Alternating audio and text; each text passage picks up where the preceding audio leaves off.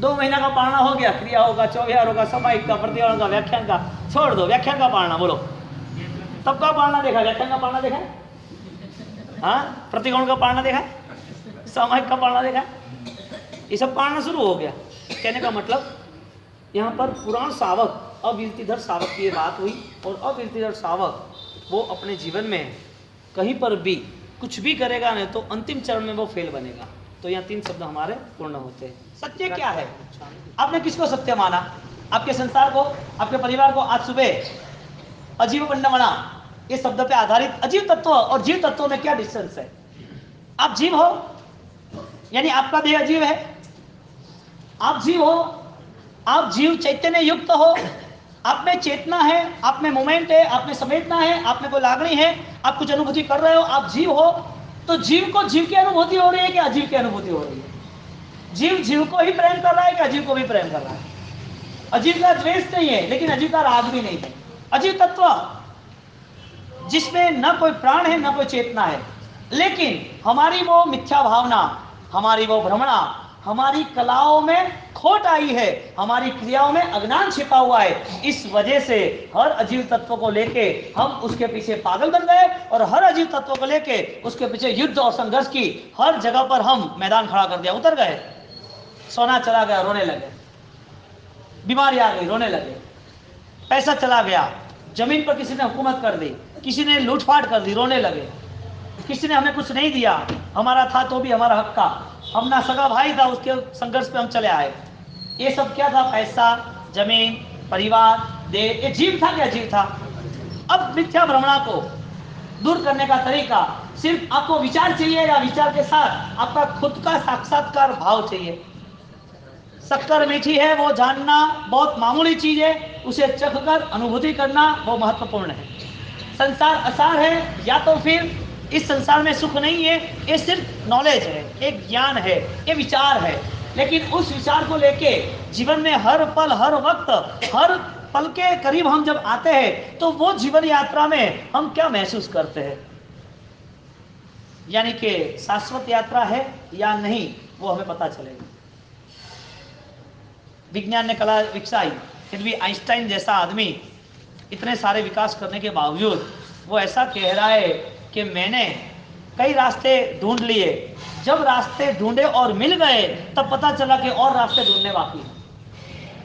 बहुत मैंने कुंजियां ढूंढ ली, बहुत ताले खोल दिए, जब ताले खुले तो बहुत सारे दूसरे ताले पड़े थे जहां पर कोई प्रॉपर्टी, कोई मुड़ी पड़ी थी, वहां खोजना जरूरी था।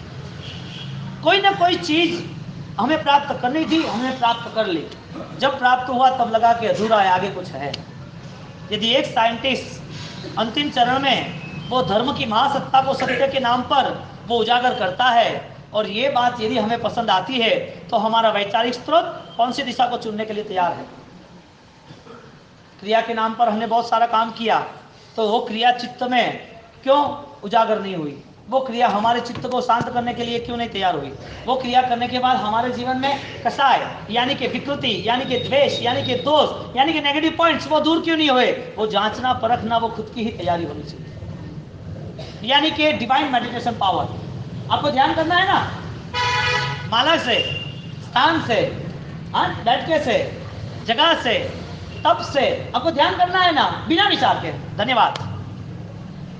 परमात्मा को हम धन्यवाद दे सकते हैं, गुरु को हम धन्यवाद दे सकते हैं। वजह यह है कि उनने हमें विचारों के लिए लालायित किया, हमें हमारे विचारों को मैनेजमेंट करने का एक रास्ता दिखाया, और वो विचार हमारे तैयार हो गए, और तैयार विचार तैयार होने के बाद भी हमारा निर्माण नहीं हुआ। तो देव और गुरु धन्यवाद के पात्र थे। धर्म वो हमारा वास्तविक स्वरूप था। यानी हम कौन है? अजीव के प्रति हमारी खुद की भावना क्या है? हम जीव तत्व को मान रहे तो हमारे जीव पे उपकार किसका होना चाहिए? एक सामयिक करो तो पुण्य मिलता है कि नहीं मिलता है? हाँ या ना? विश्व के सर्व साधक आत्मा जो प्रभु महावीर यानी कि वितरागता की ओर आगे बढ़ रहे हैं, जिसके अरहम पद की झंखना के साथ अपने जीवन के राग द्वेष को जड़मूल से परिवर्तित यानी कि खत्म करने हैं, ऐसे जो भी साधक है उनकी यहाँ वंदना की जाती है। नमस्कार महामंत्र जीवन के अपूर्व रहस्यों का पूरा खजाना है। यानी कि पृथ्वी पर मानव जीवन को यदि सफल बनाना हो तो नमस्कार महामंत्र के बिना संभव नहीं है।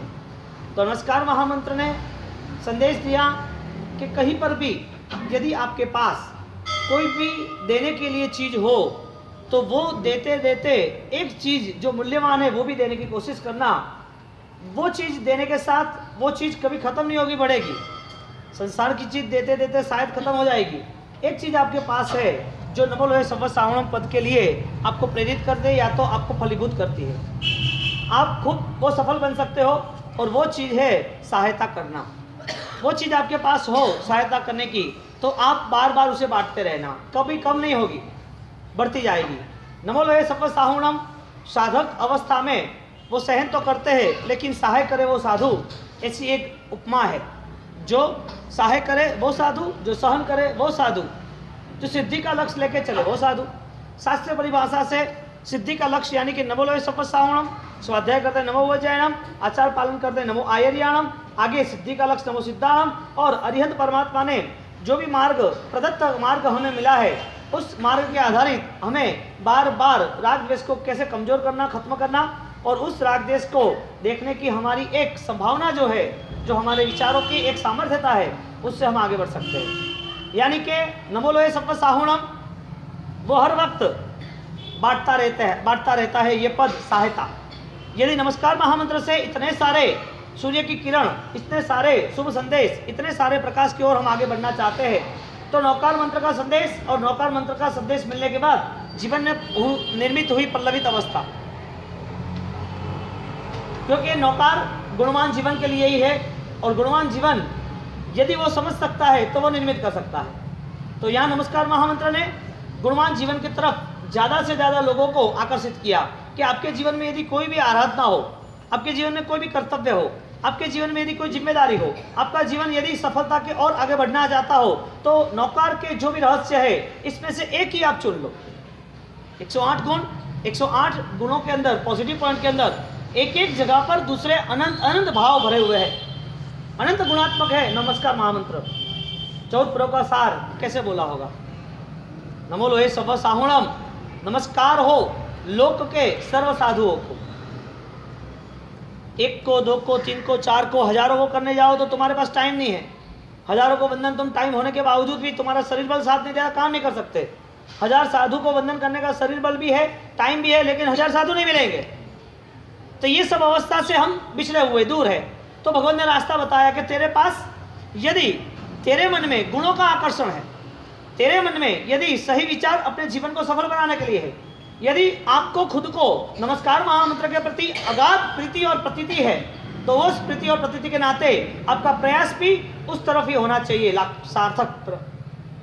जो सार्थक प्रयास हुआ, नमो लोहे सफल साहुणम, आपने वंदना की तो वंदना के नाते समग्र लोक के साधु, समग्र लोक के पाप त्याग के जीवन व्यतीत करने वाले आराधक, समग्र लोक में साधु बनने की कोशिश करने वाले आराधक और जो लोग जो इस जीवन में आगे बढ़ रहे साधु पद की उपासना करके वो सम्यक दर्शन पाया हुआ व्यक्ति भी नौकार में स्थान पा सकता है। तो अल्टीमेट साधु पद की आराधना में हमारा भी नौकार में स्थान आ गया।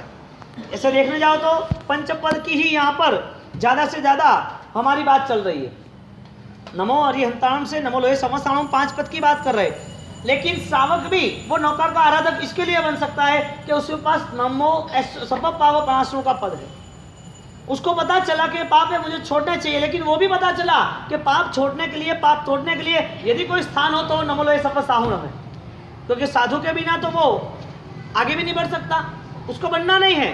लेकिन साधु के साथ उसका यदि परिचय हुआ है, साधु जीवन की यदि कोई आराधना पसंद है, साधु जीवन के यदि वो करीब आ रहा है तो वो साधना के करीब वो साधु जीवन की यात्रा है। देह की यात्रा तो विश्व में बहुत रहेगी, देह की यात्रा के साथ जुड़े हुए बहुत सारे लोग हैं।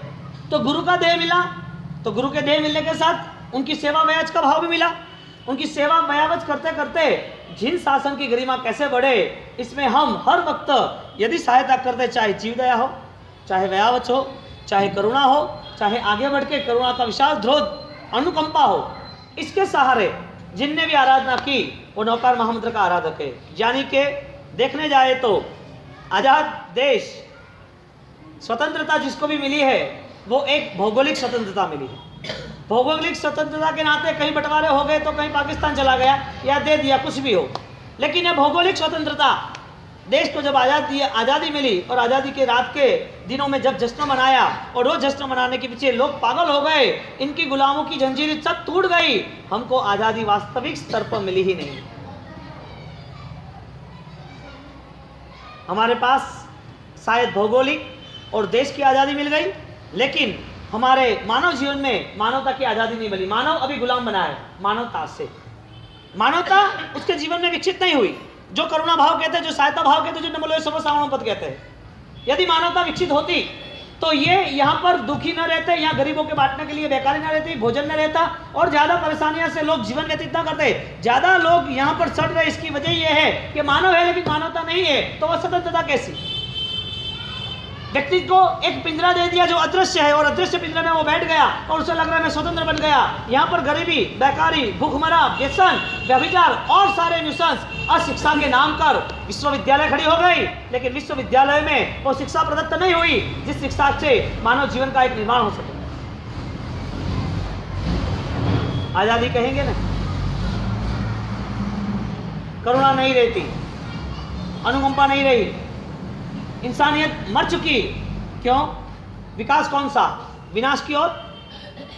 विकास है तो उसके साथ भी जो भी विकास रहा उस विकास में आनंद कहाँ रहा, उस विकास में फलश्रुति यानी कि सफलता कहाँ रही? विकास करने के नाते जो भी दौड़ लगाई उसमें अंतिम टारगेट क्या बना? आज़ादी का पर्व यानी कि आज़ादी के पास जुड़े हुए हर व्यक्ति की एक जिम्मेदारी बनती है कि देश और राष्ट्र के लिए उसका स्वाभिमान और देश और राष्ट्र के लिए यदि कुछ कर सकता है तो प्रथम कदम यह है कि मानवता को निर्माण करना चाहिए। सम्यक दर्शन के लक्षण है द्रव्य थकी दुखियानी दया।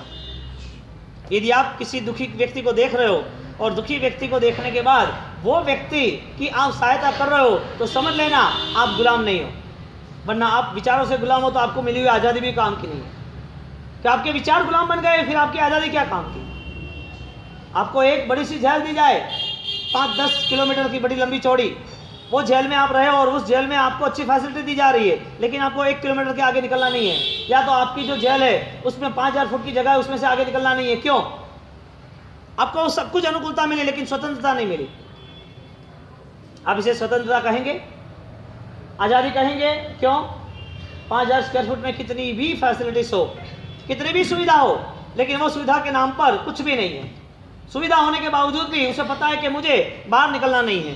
मानवता को कितनी भी सुविधा मिल जाए, या तो मानवता को कितनी स्वतंत्रता मिल जाए, या मानवता के लिए देश बहुत बड़ा आयोजन कर ले और बड़े आयोजन के पीछे बहुत सारी सुविधा और बहुत सारी योजनाएं खड़ी कर दे और लगे कि मानव को ये मिला, मानव को ये सुख मिला, ये फैसिलिटी मिली, ये कायदे मिले, BST ने, ये ने, वो ने, सब कुछ लगा दिया, आपको शायद टैक्स से फ्री भी कर दिया, आपको शायद कायदे कानून से फ्री कर दिया, आपको शायद ऐसी अच्छी फैसिलिटी दी, आपको लगा अच्छा हुआ हमारे सबके लिए, बिजनेसमैनों के लिए, एजुकेशन के लिए, मेडिकल के लिए, सबके लिए अच्छा हुआ, लेकिन मानवता के लिए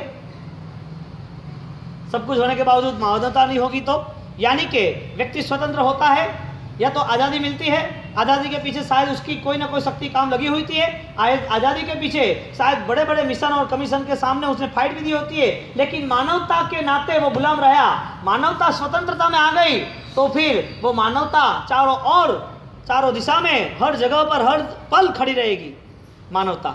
और मानवता नहीं खड़ी रही तो वो स्वतंत्रता की भी किस काम की? मानवता ही नहीं है वो आदमी कहाँ रहा? नमो लोहे सर्वसाहुणम पद से हमें वो स्वतंत्रता सोचनी है कि साधु ने हर वक्त हर जीवों के प्रति सहायता का भाव रखा। साधु ने हर वक्त किसी जीव ने उनको ऊपर, किसी भी व्यक्ति ने, किसी भी लोगों ने, किसी भी जगह पर कैसे भी करके कोई ऐसी पोजीशन, ऐसा इश्यू बन गया जिसके हिसाब से साधु को परेशानी हुई, फिर भी उनके प्रति दुर्भाव नहीं रखा। साधना की शुरुआत मानवता से, करुणा से होती है ना, और बिना करुणा से हम नमस्कार महामंत्र की आराधना करें या बिना करुणा ही हम आज़ादी का पर्व मनाए, वो कैसे संभव है, कैसे योग्य है? पात्रता का विकास नहीं हो रहा है, वो कैसे हो सकता है? आयुष्य बढ़ता है, जिंदगी आगे निकलती है और जिंदगियों में और नए नए आयाम मिलते जाते हैं, फिर भी हम वहाँ के वहीं। आपको सब बच्चों को और आप सबको पढ़ने लिखने में आ गया जलियांवाला बाग का कांड, और उसमें कविताएं रच गई नई नई, और ऐसी ऐसी कविता दमदार रची, आप पढ़ते ना आपका एक एक रोम राजी विकसवर हो जाता है, आपके लहू में एक क्रांति घट जाती है कि क्या हो गया है सब कुछ, जलियांवाला बाग में इतना बड़ा आतंक मचा दिया। बड़े बड़े कमीशन की बात आई और गांधी और सामने भगत आ गए, चारों और एक आज़ादी का तूफान लग गया और एक नारे लगने लगे, आज़ादी के लिए उत्सव मनाना है, इसके लिए हमें शहीद होना है। कैसी एक हवा चली, कैसा एक तूफान चला, चारों ओर लोग रस्तों पे निकल आए, चारों ओर बच्चे लोग ने हाथों में हथियार लेने शुरू कर दिए, चारों ओर मरने के लिए तैयार हो गए। आज़ादी के नाम पर यदि वंदे मातरम बोलते बोलते भी मरना है तो हम खुश हैं। त्याग करना, तप करना, क्रिया करना, सत्य क्या है? अप्पाणमेव जुञ्जयति, आत्मा को जानना वो सत्य है, शाश्वत की यात्रा वो सत्य है, शाश्वत के करीब आने की पूर्ण रूप से कोशिश वो सत्य है। अल्प भी होगी तो भी चलेगी, कम से कम कोशिश होगी तो भी चलेगी, बहुत सारे सामायिक के लिस्ट नहीं होगे तो चलेगा, बहुत सारे पूजा पाठ भक्ति माला तब त्याग नहीं होगा, दान निवाद चलेगा, लेकिन सत्य की खोज पूरी करनी है। सत्य की खोज करीब आने वाला सब कुछ त्यागता ही है, उसे कहने की जरूरत नहीं पड़ती कि तू आज एक सामायिक करा, एक प्रतिक्रमण, वो 2 सामायिक करेगा, वो 2 प्रतिक्रमण करेगा, वो परमात्मा की पूजा आधा घंटा करता है 2 घंटा करेगा, वो दान 1 रुपया दे रहा है 100 रुपया देगा। यहाँ पर धर्म को और नए विकास के आयाम पर और नई यात्रा पर नए 2 पंख लग गए। पैर से तो व्यक्ति चल सकता है, पंख से उड़ सकता है। ज्ञान और क्रिया वो हमारे पंख है, जो उड़ने की हमारी एक तमन्ना बढ़ा देता है, जो उड़ने के साथ आकाश की स्वतंत्रता का एक परम सुख, परम चैतन्य की अनुभूति कराता है। वो पाक, वो ज्ञान यानी कि विचारों से है। आपको सिर्फ जानना है कि पाना है। मैं यहाँ तो बहुत कुछ बोलूंगा, आपको तो मजा भी आएगी, खुश न रहोगे, हाँ ऐसा वैसा, लेकिन व्हाट नेक्स्ट, फ्यूचर क्या, भविष्य क्या, वो आंतरिक निरीक्षण, सेल्फ इंट्रोस्पेक्शन, सेल्फ ऑब्जर्वेशन जो है, वो आपको खुद को 1 घंटे आधे घंटे बैठना पड़ेगा कि क्या ये सब सही चल रहा है, क्या मौत के देवता दस्तक देंगे, आ जाएंगे घर पर और फिर ये यहीं सब पड़ा रहेगा, सब सुना हो जाएगा।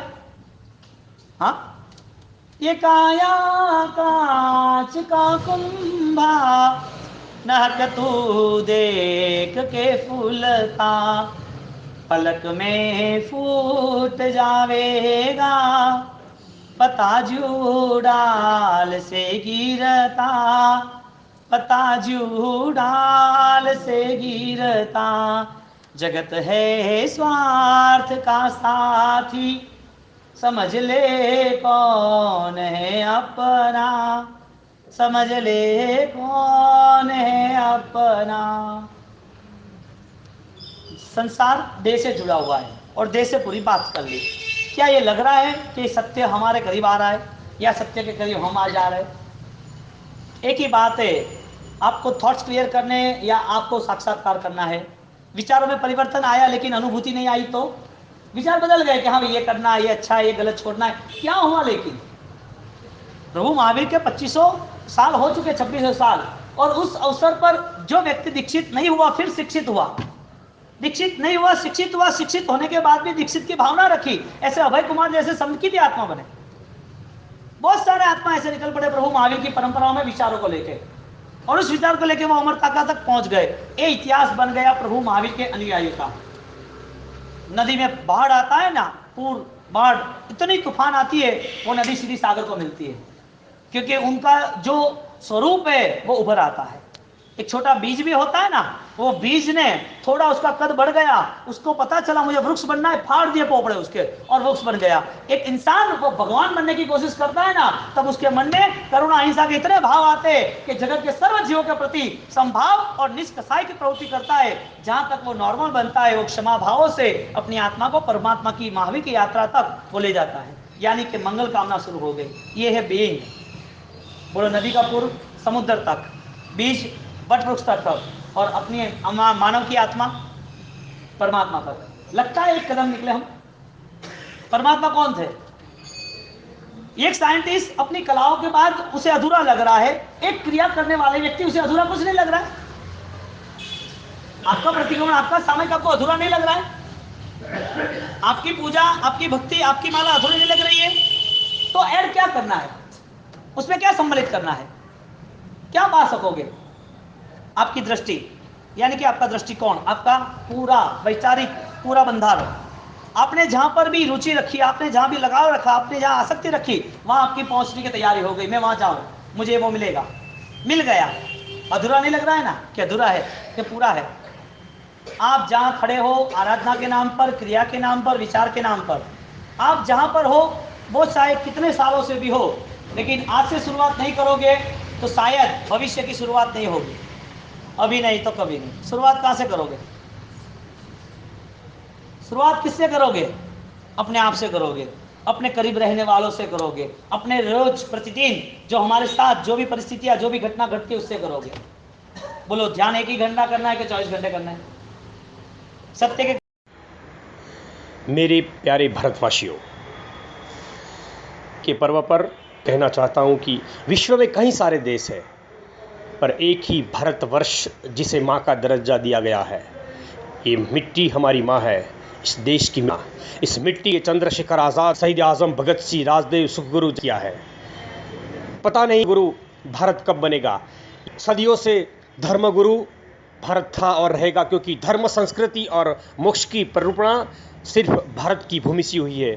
और इस भारत की भूमि के लिए तन मन धन सब अर्पण कर दो। इस अभिनव अभियान को वंदन कर अमर शहीदों के सौ से ऊंची कर दो, तो पड़े तो जहां भी दे दो भारत स्वाभिमान को। अनुभूति है, इसका मतलब अभिव्यक्ति है। अनुभूति है, इसका मतलब ये आपने बांटना शुरू किया। आंतरिक जो भी प्रसारित था वो बाह्य आपने अनुसरण कर दिया, वो भी प्रसारित कर दिया। अंदर जो चल रहा था, अंदर जो प्रभाव मिला, वो आपने बाहर रियलाइज किया।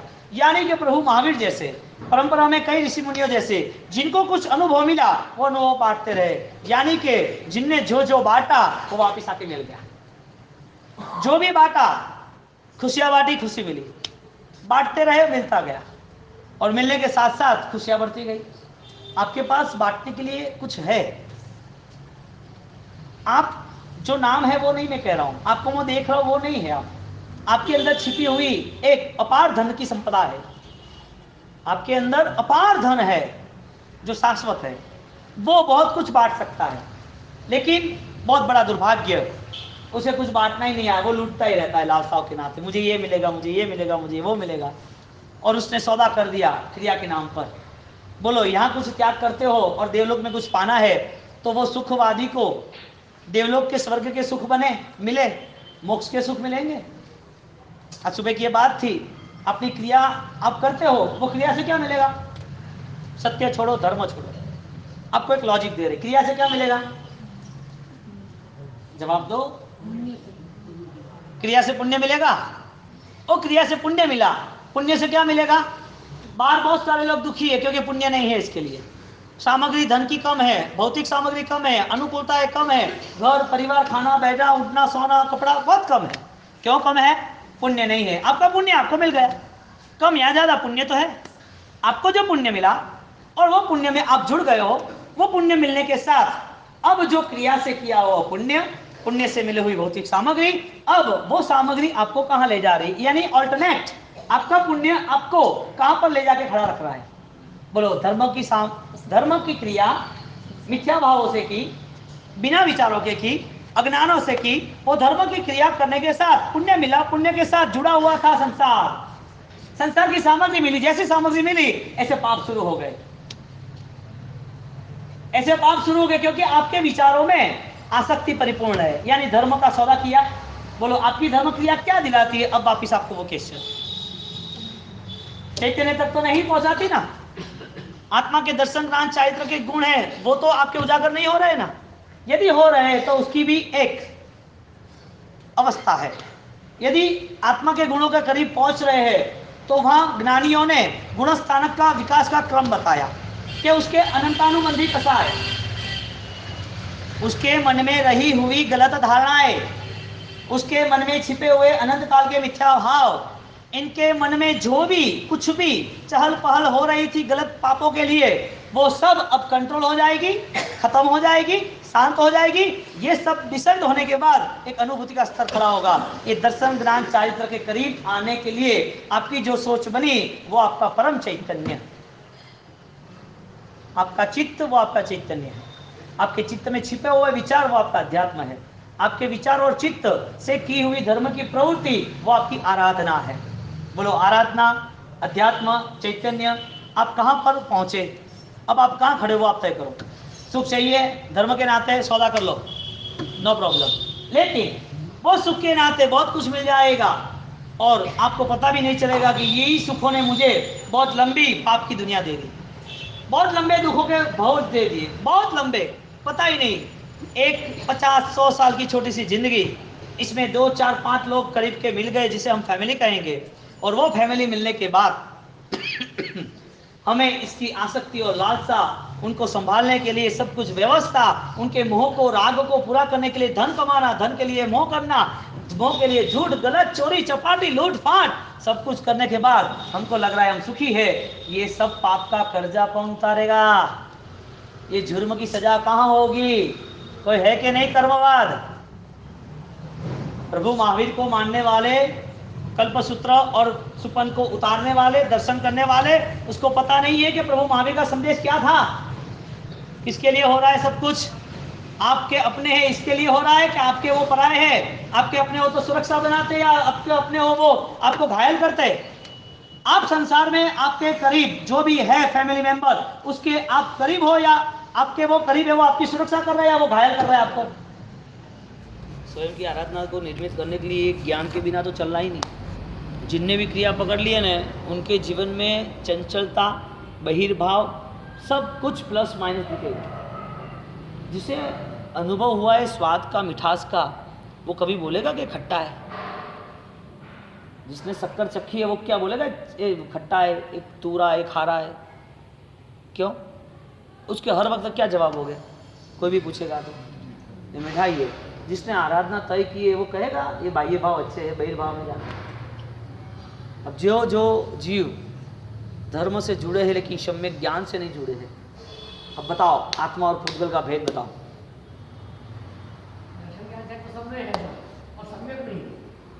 वही बात चल रही है भगवान कि यदि सही बनाना हो तो क्या करना? ये जो भी व्यर्थ संसार कर्मों ने दिया हुआ है ना, उसमें मन को ज़्यादा से ज़्यादा शाश्वत की ओर ले जाना, ये सबसे बड़ा पुरुषार्थ है। देख शायद साथ नहीं दे तो अनुष्ठान नहीं हो सकते, क्या करना? आपको परिस्थिति ऐसी निर्मित हो गई कि आप बीमार हो गए, एक्सीडेंट हो गया, फ्रैक्चर हो गया, आप शायद कोई प्रतिक्रमण पूजा पाठ करने नहीं आ सकते, खमासा नहीं दे सकते, शरीर की प्रतिकूलता है, तो क्या धर्म थोड़ी हम हार गए? हमारे पास शाश्वत की यात्रा का पूरा विचार भेद है, हम क्यों नहीं वो उपलब्ध नहीं कर पाएंगे? तो पूरी जिंदगी भर जिसने आराधना की वो खटिया में पड़े तो वो फेल नहीं, ऐसा नहीं है। आराधना स्वयं से निर्मित होती है, किसी और से नहीं निर्मित होती है। यानी कि हमारे यहाँ सामायिक स्वाध्याय का रूप, प्रतिक्रमण प्रायश्चित का रूप, हाँ, जाप, आंतरिक रूप, ये सब कुछ किसके लिए बताया? अंतर साधनाओं के लिए। जब भी आपको किसी की ज़रूरत पड़ी कि यार तुम सामूहिक करो तो ही मैं करूँ, तुम्हारी तपस्या हो तो ही मैं करूँ, सामूहिक बल है लेकिन सामूहिक साधना वो नहीं है, साधना आंतरिक होती है। साधनिक सामूहिक करते हैं तो बाल जीवों के लिए सही है, क्या करना चाहिए, जरूरी है, उसके साथ जुड़ना चाहिए, तो उस जीवों को एक नया आधार मिलता है। लेकिन जब भी हमारी शुरुआत होती है सामूहिक में ही, सामूहिकगत, तब हमें हमारी खुद की आंतरिक जागृति जरूरी है, स्वयमेव। क्यों इतने प्राचीन काल में एक साथ 200, 300, 500 संत, मुनि, ऋषि मुनि, सब अन्य संप्रदाय सब साथ में रहते हैं, लेकिन हमारे यहाँ प्राचीन इतिहास में जो प्रतों में संस्कृत की हम जो कड़ी पंक्तियाँ जो बात करते हैं, वो जो पढ़ते हैं स्टडी में, तो उसमें बात ऐसी आती है कि मुनिवर यहाँ पर एकांत साधना में, पहाड़ों पे, जंगलों में, किनारों पे, गुफाओं में एकांत साधना में मुनिवरों, मुनि नहीं मुनिवरों, एक साथ 200, 300, 400, 500 मुनिवर बैठे, तो 500 साधु भगवंत हो और एक आवाज़ भी ना हो, इतने साधना में एकांत में उनकी मस्ती में मस्त। वो चित्र देख के हमें पता चले कि मस्ती तो यहाँ ही है। हमारे जीवन में तो पूरा धमाल और तूफान के अलावा कुछ नहीं है। हम मंदिर में आते तो भी शांति नहीं मिलती। वो भगवान को पहचाना किसने? वो भगवान का रूप क्या, भगवान की खुद की केवल की अवस्था क्या? अब बताओ पुद्गल की क्या परिभाषा बताई आगे। 1269 1269 बंधन विमोयन गई, बंधन विमोयन गई, बंधन विमोचन गति। तो बंधन और मुक्ति, विमुक्ति, बंधन से छूटना, इसकी यहाँ व्याख्या लिखी है कि बंधन विच्युता नाम विस्तरतया निर्व्याघातेन। बंधन की क्या बात बताई? विस्तरतया निर्व्याघातानि गमने, मिलना और बिछड़ना वो कर्मों का स्वभाव है। बंधना विमोचन, विमोचन मोच એટલે छोड़ देना, रख देना, मोचन। हाँ, आदमी को ज्ञान स्पष्ट नहीं होता है ना, तो उसके जीवन में उसकी फलश्रुति, उसका नतीजा भी स्पष्ट नहीं मिलता है। सबसे बड़ा आधार सम्यक ज्ञान है, और जो भी ज्ञान से अपरिचित रहा ना, वो अपने जीवन को पूरा जला डाला, खत्म कर दिया। सर्प के लिए मदारी मिल गया, सर्प के लिए मदारी ने भोजन दे दिया, सर्प को मदारी ने अच्छी तरह ढंग से पोटली में टोकरी में रख दिया।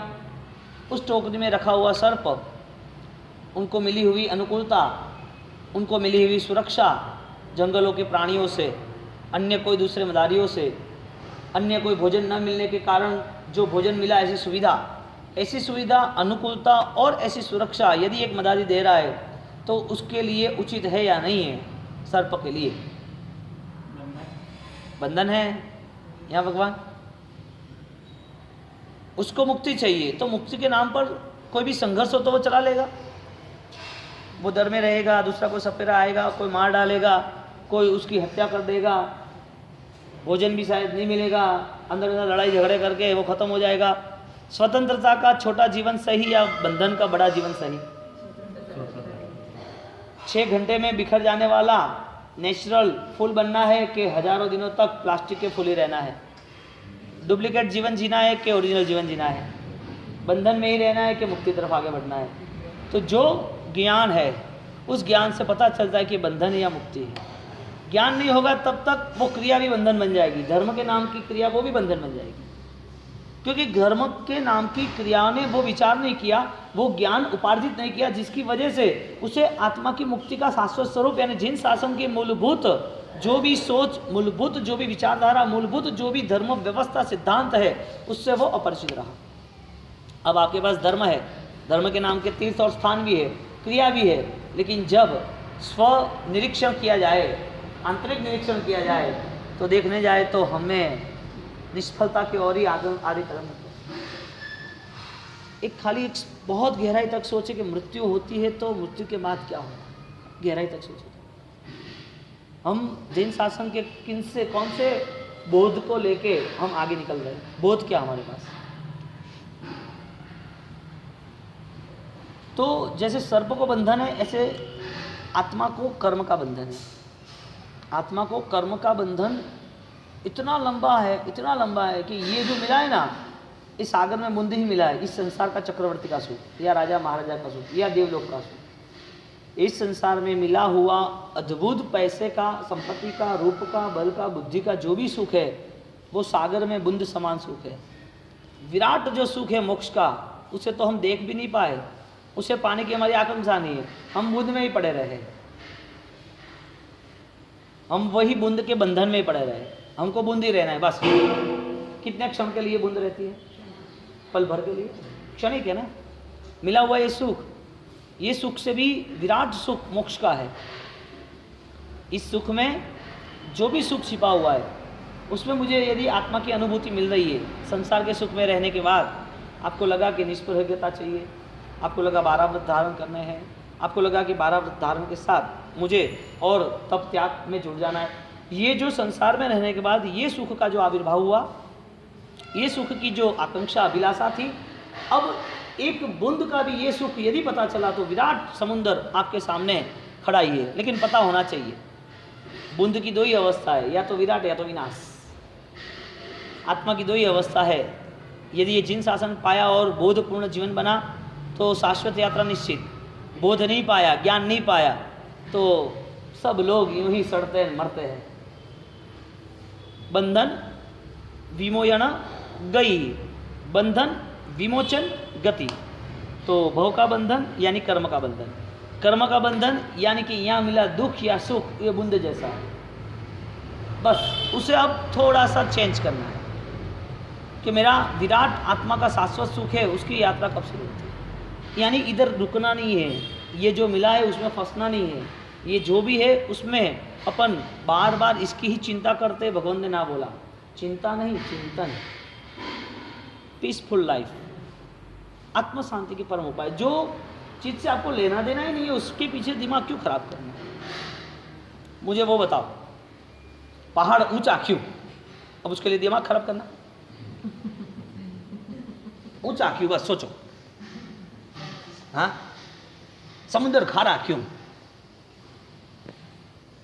सोचो, सोचो ना। ये सरकार ऐसी क्यों? ये रास्ते ऐसे क्यों? ये व्यक्ति ऐसा क्यों? अरे ये सब सोचने के लिए जीवन मिला है। अच्छा, विचार इसके लिए मिला है, अच्छा मन इसके लिए मिला है, अच्छा पुण्य इसके लिए मिला है। व्यर्थ बातें जो मन को अशांत कर देती है, चिंता युक्त कर देती है। ऐसी चिंता क्यों जिसका कोई लेना देना ही नहीं? अब पहाड़ तो ऊंचा ही रहने वाला, ऊंचा क्यों? इसके पीछे क्यों पड़ा है तू? तेरे शरीर में रोग आए क्यों? इसके पीछे क्यों पड़ा है? रोग आया है उसका चिंतन कर। चिंता से अच्छा चिंतन कर। तुझे किसी के प्रति दुर्भाव हो रहा है, वो आदमी ऐसा क्यों? उससे अच्छा ऐसा है। इस आदमी में यदि मेरे जीवन मेरे हिसाब से यदि परिवर्तन होता है तो छोड़ दो। चिंता या चिंतन। अब शरीर में रोग क्यों? मुझे नुकसान क्यों? मेरे ये शरीर में ये परेशानियां क्यों? ये सब मर के यूं भी दुबले हो और ज़्यादा मर जाओगे, और इसमें भी तुम्हारी चिंता के साथ दुनिया की चिंता जुड़ेगी दिमाग में। तो ये सब मिथ्या। आप जिसके करीब हो वो आपकी आत्मा को घायल कर रहे हैं कि आपकी सुरक्षा कर रहे हैं? आप जिसके करीब हो उनकी भी आप क्या देखभाल कर रहे हो? मैं सही नहीं बोल रहा? अच्छा, आप सही नहीं समझ रही हो ना? अच्छा, आप सही समझ रही हो? अच्छा, यानी इसका मतलब कि परिवर्तन शुरू। कोई जवाब नहीं। आप पूरे एकाग्रता के साथ इस मैटर को क्लियर करो। आपका पुण्य, आपकी क्रिया, आपकी अनुकूलता, आपका सुख, आपका संसार, क्या ये सब कुछ जानवरों की दुनिया के लिए है? तिर्यंश की दुनिया के लिए है? नरक में जाने के लिए है? आपको एक लॉजिक, सिर्फ छोटा सा लॉजिक, यहाँ जो कुत्ता घूम रहा है, जो ठंडी में परेशान हो रहा है, बारिश के अंदर गटर में गिर गया है, और वो गिरने के बाद उस लहू लुहान है, लहू निकल रहा है, ठंड आ रही है, दर्द हो रहा है, और कोई खाना नहीं दे रहा है और सड़ के मरने की कोशिश कर रहा है, ऐसा वो कुत्ता यहाँ, आपको उसके ऊपर दया आ रही है, क्या आपका रात्रि भोजन आपको जानवर की दुनिया में नहीं ले जाएगा? 50 साल के बाद यदि कुत्ते की जिंदगी है तो आपको पसंद है? आपका परिवार आपको घायल कर रहा है, इनके साथ रहना चाहिए, है ना, संभालना चाहिए, भ्रमणा दूरी नहीं होती हमारी। आपको तो ऐसा है 2 महीने का धर्म है, महाराज साहब आए कर लेंगे, ढोल नगारा बजा देंगे, थोड़ा लाभ ले लेंगे, सब होगा विदाउट वैल्यू। क्या टाइम पास कर रहे हो आके? सोच में परिवर्तन ना आए तो टाइम पास के अलावा क्या है? छोटा सा बच्चा है ना, वो फिल्म देखता है तो उसके भाव ऐसे आ जाते हैं। आप तो बहुत समझदार हो, आपके भाव प्रकट नहीं हो गए, आप सोचो क्या होगा आपका। छोटा सा बच्चा सीरियल के सामने बैठता है ना तो वो कॉमेडी चलती है तो हंसने लगता है, वो मारामारी करते तो उसमें वो संस्कार मारामारी के आ जाते हैं। वो समझदार नहीं है, फिर भी देखने के बाद इतना महसूस, इतनी चेंजेस आती है उसमें। आप तो इतने समझदार, इतने सालों से इतने व्याख्यान इतने लोगों को मिले, इतने न्यूज़पेपर, इतने चैनल, इतना बड़ा समाज, इतना बिजनेस, इतना परिवार, पूरे लीडर सब हैंडलिंग कर रहे हो, और मजे की बात परिवर्तन के लिए आपके पास कोई लक्ष्य ही नहीं। ये टाइम पास नहीं है तो क्या समझूंगा? मैंने बोला पहले ही आपको थोड़ा कठिन बात लगेगी, लेकिन आपके मन को ऐसा तीर की तरह खींच जाएगा, ऐसा दर्द होगा ना, आपको नींद नहीं आएगी। क्या दुर्गति में जाना? क्या ये जानवरों के लिए धर्म है? जानवर बनने के लिए धर्म है? या जानवर की दुनिया खत्म करने के लिए धर्म है? नरक की दुनिया में हजारों लाखों करोड़ों साल तक वहां भुगतान करना है। हम डर के माध्यम से धर्म करना नहीं चाहते। पहली बात तो ये, हमें डर नहीं है, हमें दुर्गति में जाना है। हमें एक ही बात है कि 7वीं नरक में जाना हो तो भी तैयार है, जानवर की दुनिया में जाना हो तो भी तैयार है, लेकिन मेरी चेतना के साथ जाऊंगा। मेरे चैतन्य को यहाँ पर मैं नचा के, नृत्य करके, काव्य देके जाऊंगा। मेरा जीवन संगीत के साथ प्रसारित होगा। ये आपका केंद्र बिंदु होना चाहिए। यहां से निकलने के बाद आप बूढ़े हो या जवान हो या बच्चे हो, वो कोई लेना देना नहीं है, कोई मायने नहीं रखता। आपकी चेतना को आपको जागरूक करना है। तो एक छोटा सा चित्र था, आपको नए थॉट्स दे रहा हूं, नए विचार दे रहा हूं, आप देखना क्या विचार कर सकते हो। एक चित्र दोहरा हुआ था, इसमें एक युवा व्यक्ति था, जवान व्यक्ति, स्मार्ट हैंडसम हीरो जैसा। एक दूसरा व्यक्ति वहां पर बुजुर्ग था, बूढ़ा था। नीचे एक लाइन खींच ली थी, लकीर। जुवानी संभालना घड़पन करीब है, जुवानी को संभालना घड़पन करीब है। इस लाइन को पढ़ने के बाद लोग भयभीत हो जाते हैं, जुवानी खत्म हो जाएगी उसको संभालते हैं, बुढ़ापा आ जाएगा कुछ नहीं कर पाएंगे। ये सब नेगेटिव थॉट्स, ये सब लोभी व्यक्ति, मेरी जुवानी कैसे एक्टिव रहे। आप बूढ़े हो या जुवान हो, उससे आपकी सजागता से, सक्रियता से कोई लेना देना नहीं है। क्योंकि जैसे सूर्योदय एक अच्छा संदेश और अच्छा माहौल तैयार करता है, तो सूर्यास्त भी कम नहीं है अच्छे माहौल के लिए। जुवानी यदि सूर्योदय है तो बुढ़ापा शांत अवस्था है। सुबह जो चहल पहल, जो तनाव था, वो शाम को नहीं होता है तनाव। तो बुजुर्ग अवस्था जो है, वो बुजुर्ग अवस्था में यानी कि सूर्यास्त की अवस्था में पंखी अपने घर लौट चलते हैं। पूरी पृथ्वी पर अंधेरा अपना हुकूमत जमा देती है, वहां पर अपार शांति रात को हो जाती है। बात इतनी है, कोई भी उम्र हो, कोई भी स्थान हो, कोई भी मोड़ हो, कोई भी अवस्था हो, कोई भी जगह हो, हर परिस्थिति में आप अपनी चेतना को एक्टिव कर सकते हो।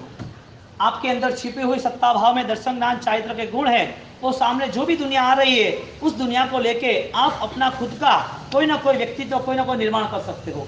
विचारों के सहारे हमारे पास इतने सालों से इतने सारे धर्म होने के बावजूद, धर्म में रहने के बावजूद, क्यों हमारा विचार सिर्फ संवत्सरी को ही क्रिएट होता है? क्यों हमारा विचार 14 चौमासी आती है तो ही क्रिएट होता है? क्यों हमारा विचार सिर्फ 2 महीने के लिए ही क्रिएट होता है? क्या वजह है? हम हार गए जिंदगी को। जिंदगी हारने के लिए है, ये जीवन बार बार नहीं मिलेगा। ये योग जो मिला है, वो साइंटिस्टों को पूछो कि छोटा बच्चा गर्भ से बाहर निकलता है, उसको संभालना है, शायद उसके कोई बीमारी होती है, उसका कोई ऑपरेशन है, छोटी सी ट्रीटमेंट करनी होती है, तो सोचो वो आत्मा कौन सा पुण्य और पाप लेके आया। ये बार बार नहीं मिलता है।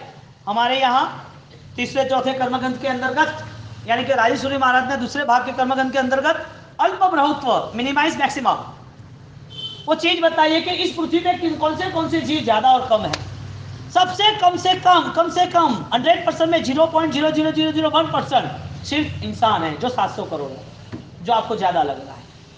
सबसे कम और आगे बढ़ते जाते कि देव, नारक, तिर्यंश, ऐसा वैसा, सबसे ज्यादा फैसिलिटीज, सबसे ज्यादा अनुकूलता, सबसे ज्यादा पुण्य मानव को मिला, और वही मानव की जिंदगी कम है, क्षणिक है। नारक की जिंदगी कम नहीं है, हजारों लाखों सालों तक। देव की जिंदगी कम नहीं, हजारों लाखों करोड़ों साल तक उसका आयुष्य सुख में जाने वाला है, लेकिन उस जिंदगी की वैल्यू नहीं है। क्या मतलब है? चेतना के लिए उसके पास कोई सोर्स नहीं है, उसके जीवन को उजागर करने के लिए उसके पास कोई पुरुषार्थ नहीं है, उसकी आत्मा को समझने के लिए, आत्म तत्व को, आत्म भावनाओं को प्राप्त करने के लिए, प्रकट करने के लिए उसके पास कोई आयाम नहीं है। क्योंकि वो भाव तो है, लेकिन उस भाव में कोई संभावना दिखती नहीं है। देव के भाव में क्या संभावना है बताओ? कौन सा पचखान है? कौन सा सामायिक का वृत्ति का पचखान है? कौन से पापों का त्याग है? कोई भी नहीं, अवृत्ति धर्म है। अभिधान राजनीति पंचम भाग में 1067 हमने 9 शब्द कर दिए इस 3 दिनों में। अब आगे पोग्गल शब्द, पोग्गल 1067, पोग्गल यानी पुद्गल। पुद्गल संस्कृत में गल शब्द से क्षीर यानी क्षरति, गलती, नाश होना, बार बार गल जाना। हाँ, तो यहाँ पर इस बात को लेके पूर्ण गलन धर्माः ऐसा शब्द लिखा है, पूर्ण गलन धर्माः इति पुद्गलाः। तो जो विनाशी है और अविनाशी है, उसका स्पष्ट दर्शन, उसका नतीजा क्या होता है वो पता हो, वो जानकारी, यानी कि पुद्गल का मूलभूत स्वभाव। तो दुनिया में जितना भी पूर्ण और गलन है, जो भी विनाशी है और अविनाशी है, उस भेद दृष्टि को सम्यक ज्ञान कहते हैं। ज्ञान का एक विषय वो आत्मा का विषय है। ज्ञान अदृश्य प्रभाव संपन्न है। ज्ञान व्यक्ति को सही रास्ते पे लाकर उनको जीवन में अपने मूलभूत सम्यक दर्शन के करीब लाता है, यानी कि सम्यक ज्ञान। तो ज्ञान की मात्रा जो है वो विचार नहीं है, वो ज्ञान से ज्ञान की शुरुआत है। लेकिन आत्मा का जो गुण है, जो ज्ञान किसे कहते हैं, वो आत्मा का स्वभाव, आत्मा की जिंदगी, आत्मा में जो भी छिपी हुई सामर्थ्यता है उसे प्रकट करने के लिए ये जो दुनियादारी है उसके विचार में, उसके मीडिएटर में विचार सेतु बना, यानी कि ज्ञान आत्मा का गुण, संसार वो पूरे पुद्गल यानी कि पूरे विनाशी तत्व का स्वभाव। इस तरफ ज्ञान रखो, आत्मा रखो, इस तरफ स्वभाव यानी कि पुद्गल रखो, दोनों के बीच में मन है, विचार है। अब विचार इधर आत्मा है, इधर संसार है, बीच में जो विचार है वो विचार आत्मा तक नहीं ले जाते। आत्मा तक जो पहुंचता है वो ज्ञान अज्ञान दो पहुंचते हैं। हकीकत में आत्मा अज्ञानी है ही नहीं। आत्मा का स्वभाव कैसा, तो कि दर्शन दान चारित्र जैसा। आत्मा कैसी, तो कि शाश्वत। आत्मा कैसी, तो कि अविनाशी, यानी कि आत्मा के बिना जो भी है वो सब विनाशी।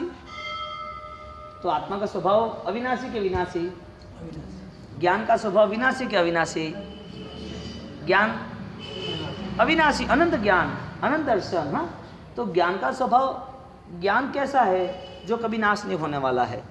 तो हमारी यहाँ से जो मेमोरी खत्म होगी, हम किसी का भी कोई भी जन्म होता है तो उसे पास्ट टेंस याद नहीं रहता है। हाँ, वो विचारों पे दबाव जोर डालता है, या तो फिर योग में चले जाके ध्यानस्थ मुद्रा में तीव्र भावों में वो यदि परिश्रम करता है तो उसे पास्ट टेंस, अपना भूतकाल, अपना पूर्व जन्म वो याद आता है।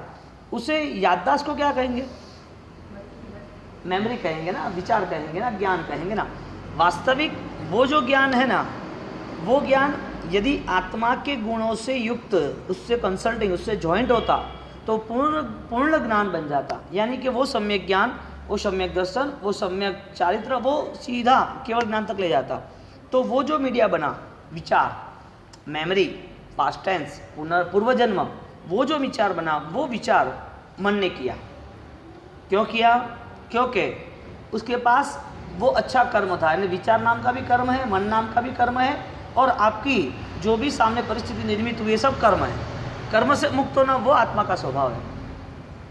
कर्म से बंधे रहना वो आत्मा का स्वभाव नहीं था। तो जो ज्ञान था वो कहाँ था, आत्मा में था। आत्मा कैसी थी, ज्ञानमय थी, शाश्वत थी। यानी कि आत्मा में जो भी है वो सब शाश्वत है। तो आत्मा का जो गुण था, अनंत ज्ञान, अनंत दर्शन, अनंत चारित्र, आठों 8 गुण, हाँ, वो सब क्या बना, पूरा शाश्वत बन गया। तो ज्ञान कभी नष्ट होता है क्या? पुद्गल के स्वभाव से यहाँ बात की है कि विनाश अविनाशी विनाशी का स्पष्ट भेद, गरण पलम धर्म, यानी कि ये चीज़ जो है हमारे सामने ये नष्ट होने वाली है।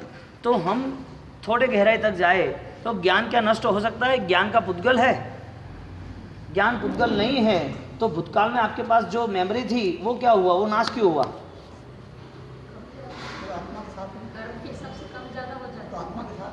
क्या ज्ञान कहाँ गया? आपको भूतकाल याद है तो वो ज्ञान कहाँ गया? अंदर छिपा हुआ है ना, हाँ, अंदर छिपा हुआ इसको जो है अभी है वो कौन सा है? तो अभी है कौन सा है? अब मजे की बात आती है मामा जी, पकड़िया जी, आप देखो तो इसमें इतना रस प्रचुर अमृत भरा हुआ है। हम सोते न तो पता नहीं चलता कैसे क्या हो जाता। ये मैं जब लिखने बैठा ना तो 3:30 बजे 3 बजे बैठा ना, इन लोगों का पाठ चलता, 6 कहाँ बज गए पता नहीं चला, झन्नाट बंद, और ऐसे ऐसे विचार आते, रुक जाना पड़ता है। अब सोचने जाए अपन कि ज्ञान की बात को लेके, यदि ज्ञान है तो मेमोरी है, मेमोरी है तो मन है, मन है तो पुद्गल है, मन भी पुद्गल है, इसके हिसाब से नष्ट है। तो यदि वो नष्ट है तो वो नाशवंत है, तो पुद्गल है। तो नाशवंत यदि मन है तो मन के साथ जुड़ा विचार नाशवंत है। शाश्वत यदि ज्ञान है तो ज्ञान, आत्मा शाश्वत है तो आत्मा के साथ जुड़ा हुआ ज्ञान भी शाश्वत है। तो हमारे पास जो ज्ञान था वो आत्मा का था या विचारों का था? विचारों का था। तो हमारा ज्ञान हमारी आत्मा की मुक्ति के लिए क्यों नहीं बना? यानी कि हमारे पास विचार भी पुद्गल के, सम्यक ज्ञान के नहीं। हमारा विचार पूरा संसार निर्मित, यानी धर्म आराधना की शुरुआत जो भी हुई वो शाश्वत के लिए हुई ही नहीं, पुद्गल के लिए हुई। न्याय होता है, न्याय के पदार्थ। मैंने उस दिन प्रमाण की सिद्धि बताई थी। प्रमाण किसे कहते हैं? कि जहाँ धूम है वह अग्नि है या नहीं है? आपने बोला हाँ है। अब सिद्ध करके बताओ। ठंड के सीजन में धुआं उठता है लेकिन अग्नि नहीं होती। ऐसा हो सकता है? हो सकता है। अग्नि नहीं है, धुआं है। अच्छा, ऐसा भी कभी होता है कि अग्नि होती है और धुआं नहीं होता है? अग्नि है लेकिन धुआं नहीं, ऐसा होता है? होता है, ऐसा होता है। ज्वालामुखी है तो ज्वालामुखी चल रही है लेकिन वहां धुआं नहीं है। घर में गैस चल रहा है लेकिन धुआं नहीं है। तो आप सिद्धि कैसे कर पाओगे? सिद्धि कैसे कर पाओगे? तो यहां पर वो सिद्धि बताएगी क्या पुद्गल है? तो पुद्गल है तो फिर वो विचार ही पुद्गल है, मन ही पुद्गल है, हाँ या ना? एक जवाब। आप यदि उससे को ढूंढने जाते हो तो दूसरा नया क्वेश्चन, पुद्गल है वो नाशवंत है कि शाश्वत है? आपने बोला नाशवंत है। मन है वो पुद्गल है, यानी मन है वो शाश्वत है या नाशवत है? यानी उससे जुड़ा विचार शाश्वत या नाशवत है? तो फिर जो विचार है वो आत्मा के बने या नहीं बने? यानी कि आत्मा के जो विचार बने वो शाश्वत है, तो यानी इसका मतलब वापिस वो जो विचार है वो नाशवंत नहीं है। आपने तो अभी नाशवंत बोला। ये न्याय की परिभाषा में अपने को स्पष्ट दर्शन कराते कि हाँ हमारे विचार भ्रमणा वाले थे, हमें स्पष्ट को हमें कलेक्ट करना चाहिए। विचार थे वो ज्ञान का अंश था। विचार नाशवंत नहीं थे, विचार शाश्वत भी नहीं थे, लेकिन जो विचार हमें शाश्वत की ओर ले जा रहे वो एक ज्ञान का अंश, वो सहायता थी। जैसे मन सहायक है। मन तो परमात्मा को अंतिम चरण तक होता है, केवल ज्ञान के पहले भी। मन का जो भी विषय होता है, मनोप्रयोग ज्ञान कहते हैं हम इसे। तो मन के संबंधी, मन से जो भी लेन देन, मन से जो भी व्यवहार होता है, तो वो सेंस और मन दोनों अलग है। एक आदमी बैठा है, उसे मन किसे कहेंगे? इस भेजे को मन कहेंगे क्या? इस खोपड़ी को, दिमाग को मन कहेंगे क्या? तो वो कितने भी मुर्दे बैठे हैं, उनके पास खोपड़ी है लेकिन मन कहाँ है? कितने जिंदा और पागल भी है, जिंदा है लेकिन पागल है। कितने लोग आदमी है, इंसान है, लेकिन डिस्टर्ब है माइंड से। तो मन तो है, तो फिर एक्टिवेट क्यों नहीं है? ऐसे आत्मा का यदि बल निर्मित हो गया, वही मन उसको पूरे संसार में साधना के लिए और साहस जुटा पाएगा। मन है, आत्मा की शाश्वत यात्रा के लिए मन मिला, तो उस मन से अब हमने तैयारी शुरू कर दी कि मुझे अब सब आराधना करनी है। वो भी आराधना मेरे आत्मा के लिए। बहिर्भाव तो लाना ही नहीं। बहिर्भाव आया नहीं कि आग में जले ले। वो छोटा तितली पतंगिया होता है ना, वो खत्म हो जाता है आकर्षण के कारण। किसके आकर्षण? आप देखना, पुराने ज़माने में दीपक के पास वो छोटे छोटे तितली, छोटे मच्छर आ जाते हैं। उसको अग्नि से प्यार हो गया, जल के खत्म हो गया। जिसको पुद्गल से प्यार हुआ वो भी मरेगा, पुद्गल को प्यार करने वाला भी मरेगा। क्या लिखा? पुरण गलन धर्म पुद्गला। जो नाशवंत है वो पुद्गल है। अब बताओ, आपका लगाव उसको मार डालता है। पुद्गल का जितना लगाव, जितनी संसार की आसक्ति, उसको खत्म कर देगी। अब संसार की वो आसक्ति, और उसे यदि वहाँ खत्म होना ही था तो फिर उसके विचारों ने उसको शाश्वत रूप कहाँ दिया? तो तर्क क्या कहता है? लॉजिक, पास्ट मेमोरी है लेकिन शुरुआत नहीं की। हम खुद समझ में बैठ के आए भगवान के सामने। हम महाविद्य क्षेत्र में मिल के आए भगवान को खुद को। हमारी आत्मा ने इस 14 राजलोक में अनंत अनंत जगह पर अनंत बार जन्म मरण हुए, यानी कि अनंत बार दुख ही सहन किया। जन्म सुख तो था ही नहीं, और जब भी सुख का चांस मिला तो मन ने वो अच्छे सही विचार किए। अब जिसके पास ये चेकिंग है ना, वही धर्म को सही ढंग से पा सकता है। बाकी तो जिंदगी यूं ही पुरानी कितनी खत्म हो गई, उसकी कोई हमने नोंद ली ही नहीं। क्या समझना है देह को, इस संसार को, इस आराधना को क्या समझना? क्या शाश्वत की ओर तो हमारी यात्रा ही नहीं। हमें जो मिला है उसमें हमने संतोष मान लिया, 2-4 क्रिया कर ली, इसमें तो हमारा चौव्यर हो गया, हमारा प्रतिकोण हो गया। ज्ञान की अवस्थाओं में हमें कितना अभ्यंतर जाना है। दादा गुरुदेव श्रीमद विजय राजेंद्र सुरेश्वर जी महाराजा, जिन्होंने अभिधान राजेंद्र कोश की रचना करके एक चैतन्य को नृत्य दिया। व्यक्ति में छिपी हुई जो कलाएं थी उस कलाओं को जीवंत बनाया। व्यक्ति में छिपी हुई कलाओं के साथ उनमें जो प्राण था वो प्राण को सशक्त किया। अभिधान राजेंद्र कोश की स्थापना, रचना, निर्माण वो अनेक और अनंत आत्माओं के लिए कल्याणकारी इसके लिए बनेगा कि ये केवलियों से कनेक्टिव है। केवल ज्ञानियों ने जो भी साधना बताई, केवल ज्ञानियों ने जो साधना की, साधनाओं के सहारे उन्होंने जो प्राप्ति की, उनकी जो अनुभूति है, वो अनुभूति जो भी है उसे हम चैतन्य की कला कहेंगे।